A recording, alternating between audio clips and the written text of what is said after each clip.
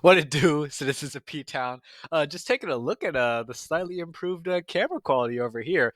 New laptop things. But anyways, welcome to the video. You know what this is. This is none other than the second video of a series that I started last year, where I rewatched critically acclaimed or popular movies that I didn't enjoy as much as the consensus the first time around, and I give it another shot with more open standards, hopefully a better understanding, and try to see if I enjoy them more the second time around. It's a nice little test to see how much I've grown as far as my movie loving tastes.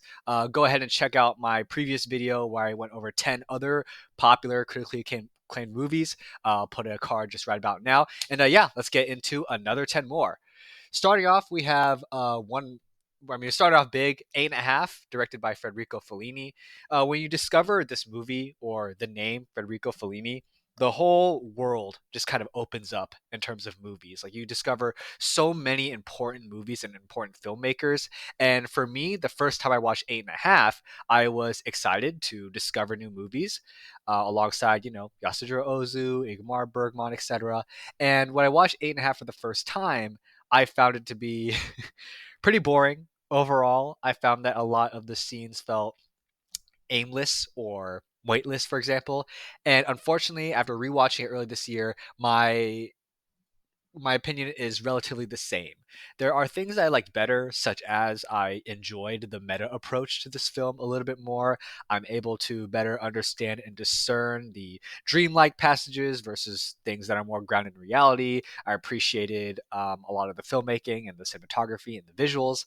But with that said, I still think a lot of the scenes in this movie are very thin. A lot of the dialogue and scenes don't really feel like they go anywhere. They don't feel very consequential.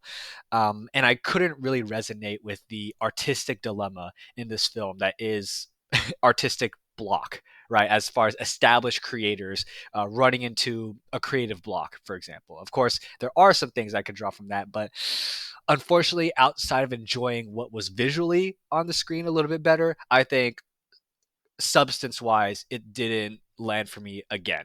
And I still will enjoy complex movies. For me, 8.5 isn't one of them. I'm sure I could go enjoy La Dolce Vita or Knights of Cabria, other Fellini films. But for right now, 8.5, still think it's kind of boring. Not gonna lie. Anyways, we move on to another heavy hitter, which is Vertigo, directed by the legendary Alfred Hitchcock. Um, One of my favorite directors of the 20th century, and I am one of the millions of people who say that. For me, Vertigo is a tough one because when the first time I watched it, I thought it was so boring. Like honestly, I thought it was boring and didn't really go anywhere. Didn't really get much out of it.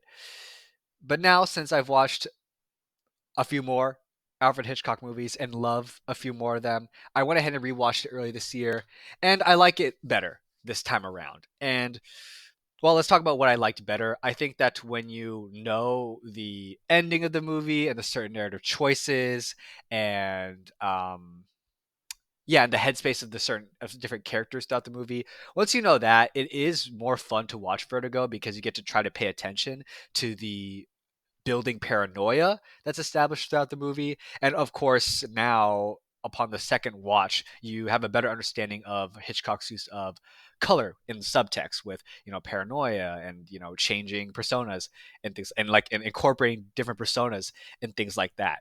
So there's a bit more to digest a little bit from scene to scene, and that made it seem less boring than it was before.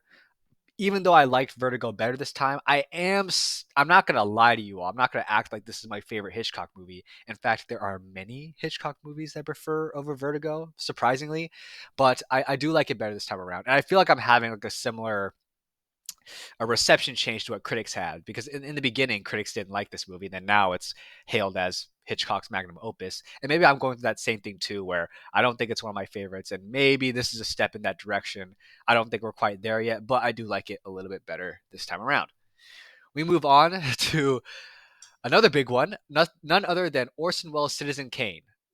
To me, this was a required viewing because this is often considered the greatest of all time. It's so universally received by filmmakers and critics that ingrained in our pop culture as like a great movie. When they say this movie's a Citizen Kane of this, or they weren't expecting Citizen Kane, but they hope for something better. I mean, it's just an example. I watched it the first time, and like the other movies on this list, I thought it was pretty boring. I found it really straightforward, a bit too straightforward, nothing really technically impressive when I first watched it.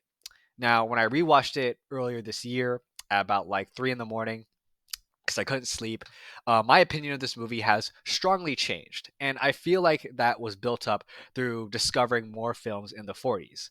When I first watched Citizen Kane, I think there was maybe only one movie that I'd seen around that time period, which is none other than The Wizard of Oz.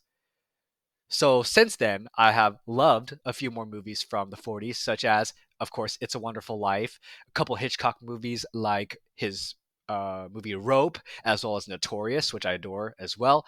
And now that I have like those established movies from the 40s I love, to go back and rewatch Citizen Kane with a little bit more understanding of mise en scène and more knowledge of the 40s, this movie is incredible, and it holds up so well. It's so ahead of its time. I mean, this is the most intentionally directed movie ever. I mean, Orson Welles has just masterful use of blocking and staging his characters, the way he perfectly guides your eye throughout each scene, his use of depth and space with his characters and the objects. Of course, how he weaves characters in and out of shadows. I mean, this is one of the most visually striking movies of all time, and it came out at least a few years before some of my favorites from the 40s, like It's a Wonderful Life and Notorious. And when I go and watch Citizen Kane, I cannot believe that Citizen Kane came before those movies. And I think with a better understanding and discovering the influential films of the past, I feel like I had a better basis to watch and enjoy Citizen Kane. I think that I think I prefer other character studies than this one right here, but some of the subtleties of Wells' performance came out more around this time in the movie, and I think I was just ready this time. This time around, I was just ready. And now I'm not gonna act like it's my favorite movie, and I'm not gonna act like it's the best movie or it's going to be a better recommendation than all of my friends' favorite movies. I'm definitely not saying that, but I am pretty confident now that I have more understanding of why this is considered the greatest. All right, so we move on to Francis Ford Coppola's The Conversation. One of his most notable films came out the same year as Godfather Part 2. Watched it the first time a few years ago, thought it was okay. I like Gene Hackman's performance, but that's about it. And unfortunately, not much has changed. I think I still don't. I'm not really that impressed with this movie, if I'm honest. I think that the building paranoia didn't really resonate with me. I mean, I was able to discern it a little bit better, but I'm just not invested. I'm still not invested in the emotional buildup. I can discern moments where Gene Hackman's character feels like he's being violated or there's a breach in his privacy, but I don't care as much, to be honest, or I still kind of don't care. And I prefer other character studies where people are at conflict with their work. So unfortunately, the conversation was still a miss. Um, I don't know if that description really satisfies fans of the conversation, but I still think it's kind of boring. Anyways, we move on to a Vietnamese movie, When the 10th Month Comes, released in 1984. When I watched it for the first time, I felt it was held back by the technical restraints as well as the fact that Vietnamese cinema is still developing. It is a lot younger compared to other Asian countries such as Japan and South Korea that have had such huge influences on the industry. And so I felt like it was dated in aspects, budgetarily as well as technically. And then when I rewatched it, especially after my trip to Vietnam, I think that post Vietnam trip, any movie that I watch about Vietnam, I'm just able to grasp a bit onto more, just because I was able to have the opportunity this summer to become more connected to my culture. And what you see in When the 10th Month Comes is a very common experience across Vietnamese culture. And while Vietnamese culture is very beautiful and there's a lot of great things about it, there's also a lot of things that's very restrictive about Vietnamese culture. I mean, this film is about filial piety, social pressures, social assumptions. There's so much gossip in this movie, and like I said, generational trauma. And I think that I wouldn't have understood this movie the first time around, but after visiting Vietnam and hearing stories from my family, from my mom's side and my dad's side about things that they encountered growing up, I just see this movie as another way of me connecting with my culture. I'm Viet Kieu. I don't speak Vietnamese, right? I grew up in America, and I will never understand what's even though I face things as an Asian American that other people don't experience. I will also never experience what Vietnamese people who grew up in Vietnam have went through. And I think movies such as this foster a lot of empathy in what just what a few people went through. And I think that's an approach that I might have to every Vietnamese movie. And I say all this because context matters when you watch movies. Context, your own experience, and your own assumptions affect how you watch movies. And in this case, it was for the better. I think I could better understand this movie now. We move on to Legendary Weapons of China, directed by one of the greatest action filmmakers from China, Lau Kar-leung.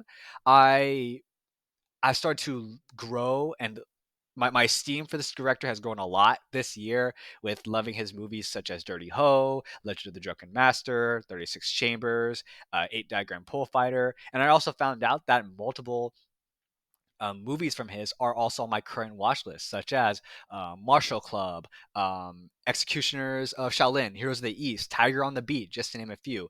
And I found out that he directed Legendary Weapons of China.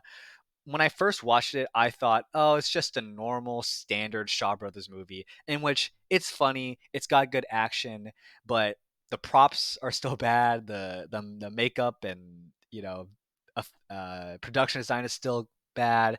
The drama's okay. It's not a memorable movie. And I thought when rewatching this movie, I'm like, okay, this like Lau Kar-leung is now one of my favorite directors. Maybe there are qualities of his style that I just missed the first time around. And I'm gonna be honest, my opinion hasn't changed when rewatching this movie earlier this year. I think that there just comes cases in which movies in your favorite director's filmography just aren't one of their strongest. Right? Like it doesn't like Steven Spielberg, as legendary as he is, I don't think the BFG was really that good. And that's just how it is. I don't think it's anything that I could retroactively improve. Um, and same thing applies to Lau Kar-leung's Legendary Weapons of China. I think he just has done a lot better movies, and that's it. Next up, we have another big one for international cinema. We have none other than Ingmar Bergman's Persona. When I first watched Persona, I thought it was good, but I also found that it was a bit too complex, a bit too different for my taste at that time for me to latch on to anything. It was um, I had not had enough experience with movies to be challenged enough to enjoy Persona as much as I wanted to. Having watched The Seventh Seal early this year, another one of Bergman's films, and thought it was perfect, I figured, okay, maybe I will like Persona more the second time around. And the answer is complicated. Overall, I like the movie a bit more this time, but I can't lie to you and say that it was like a huge improvement.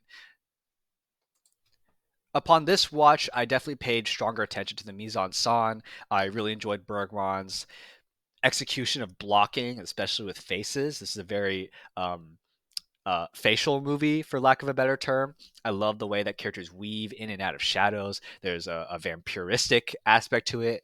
And the conversation that I had internally with this movie was a lot stronger, a lot more in depth this time around than the first time I watched it.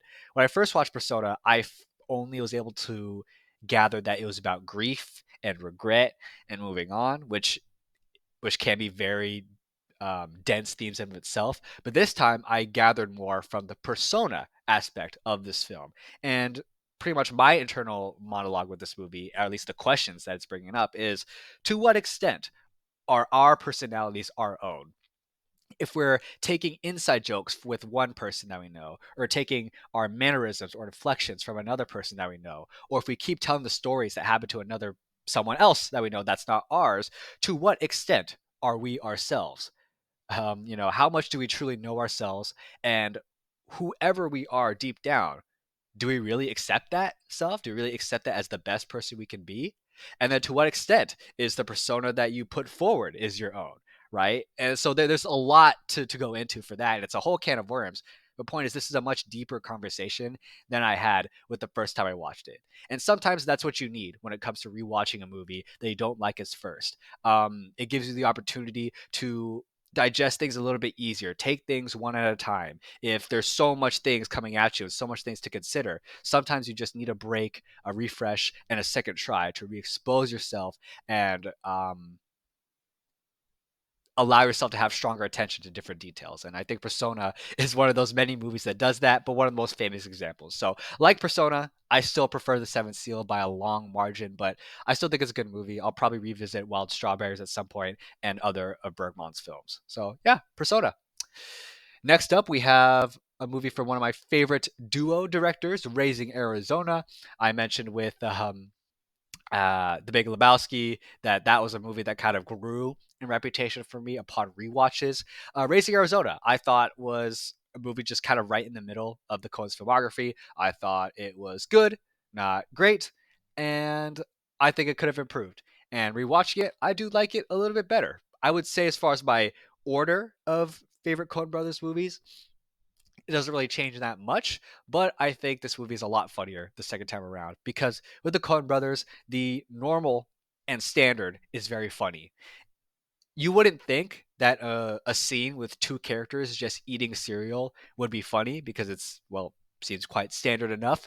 But when put in the context of a Coen Brothers movie, it's trying to form itself around the characters, but it's their eccentricity that shines through. So in Raising Arizona, a scene like two characters eating cereal, it's actually very funny because these are escaped convicts who are just living in their old friend's house or hiding there.